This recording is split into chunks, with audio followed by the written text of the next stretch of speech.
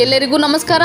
ತಾಲೂಕಿನಾದ್ಯಂತ ಭಾನುವಾರ ಬೆಳಿಗ್ಗೆ ಸುರಿದ ಗುಡುಗು ಸಹಿತ ಮಳೆಗೆ ತಾಲೂಕಿನ ನಿಡ್ಗಲ್ ಹೋಬಳಿಯ ಕೊಡಿಗೇನಹಳ್ಳಿ ಗ್ರಾಮದ ವಾಸಿಯಾದ ಶ್ರೀನಿವಾಸ್ ವಯಸ್ಸು 45 ಸಿಡಿಲು ಪಡೆದು ಮೃತಪಟ್ಟಿದ್ದಾರೆ.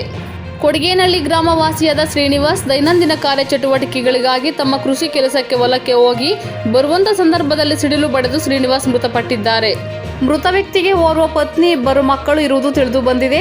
ಪಾವಗಡ ಸಾರ್ವಜನಿಕ ಆಸ್ಪತ್ರೆಗೆ ತಹಸೀಲ್ದಾರ್ ವರದರಾಜು, ಆರ್ಐ ರಾಜಗೋಪಾಲ್, ಹಸೀಬ್ ಭೇಟಿ ನೀಡಿದರು. ವಿಷಯ ತಿಳಿದ ನಂತರ ಅರಸೀಕೆರೆ ಪೊಲೀಸ್ ಠಾಣೆಯ CPI Tara Singh, ASI Gokarna, police Krishnamurthy ಆಸ್ಪತ್ರೆಗೆ ಭೇಟಿ ನೀಡಿ ಪರಿಶೀಲಿಸಿ ಕೇಸ್ ದಾಖಲಿಸಿಕೊಂಡಿದ್ದಾರೆ. ವರದಿ ಮಾರುತಿ, ಎಂಎಸ್ ಮೀಡಿಯಾ.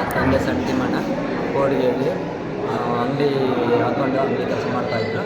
ಮಳೆ ಬಂದ ಹೊಂದಾಳಿಂದ ಬರ್ತಾ ಇದ್ದಾಗ ಮನೆ ಹತ್ರ ಬಂದಾಗ ಶಿಡ್ಲು ಹೊಡೆದ್ಬಿಟ್ಟು, ಹೊಡೆದ ತಕ್ಷಣ 8:45 ಹೊಡಿತು. ಹೊಡೆದ ತಕ್ಷಣ ಬಂದ್ವಿ. ಬಂದು 8:45 ಮತ್ತೆ ಆಂಬುಲೆನ್ಸ್ ಬಂದು ಆಂಬುಲೆನ್ಸಿಂದ ಹಾಕೋ ಬಂದ್ವಿ. ಬರುವಾಗಲೇ ಇಲ್ಲಿಗೆ ಬರೋ ಹೊತ್ತಿಗೆ ಹಾಸ್ಪಿಟಲ್ ಅಲ್ಲಿ ಇಲ್ಲೇ ತೆಗ್ರೆ ಅಲ್ಲೇ ತೆಗ್ರೆ ಸರ್? ಇಲ್ಲ ಸರ್, ಇನ್ನೂ ವರ್ಕ್ ಆಗ್ತಾಯಿತ್ತು, ಸ್ವಲ್ಪ ಉಸಿರಾಟ ಸ್ವಲ್ಪ ಇತ್ತು.